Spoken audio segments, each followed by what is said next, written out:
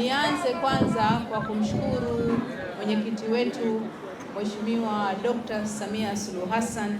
Katika taarifa mliotusomea hapa mmetambua mchango wa pekee ambaye ameutoa katika ujenzi wa tawi letu la Kibuteni.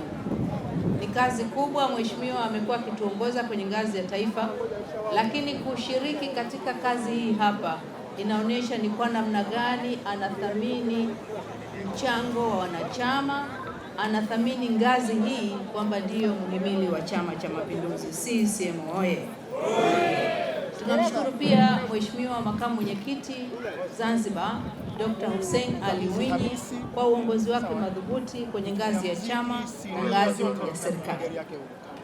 Kazi hii kufanyika ndani ya tamasha hili inaonyesha ni kwa kiasi gani ubunifu wa Mheshimiwa Mwenyekiti umekuwa ni chachu ya maendeleo katika sekta mbalimbali, sio tu katika upande wa chama chetu cha Mapinduzi, lakini tunajua miradi mingi ya kijamii imezinduliwa siku za nyuma na itaendelea kuzinduliwa ndani ya kipindi hiki cha tamasha la Kizimkazi, na tunamwomba Mwenyezi Mungu atudumishe utamaduni huu uendelee, na kule inapowezekana basi tuuige, kwa sababu manufaa yake ni makubwa sana.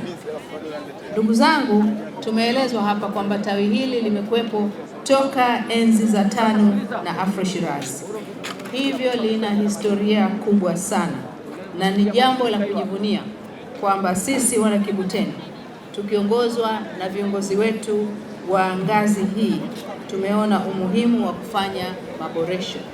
Na maana yake nini? Maana yake na sisi tunashiriki katika kuhifadhi historia iliyotukuka ya TANU na Afro Shirazi. Na jengo hili, ndugu zangu, ningependa kutoa rai, tusiliache kuwa zuri kwa muonekano peke yake, liwe kituo cha uhai wa chama, liwe msingi wa mshikamano, liwe eneo la mafunzo na vikao na utekelezaji wa shughuli za Chama cha Mapinduzi. CCM oyee! CCM oyee! Kwa Mheshimiwa Katibu Mkuu, tunakukaribisha sana katika hii cha Kibuteni, na mimi kama nilivyotambulishwa, mimi mama yangu mzazi ametokea hapa Kibuteni, ni nyumbani kabisa. Karibu sana Kibuteni, karibu sana wilaya Kati, karibu sana mkoa wa Kusini. Katibu Mkuu safi si safi? Mpigieni makofi mingi bosi wetu.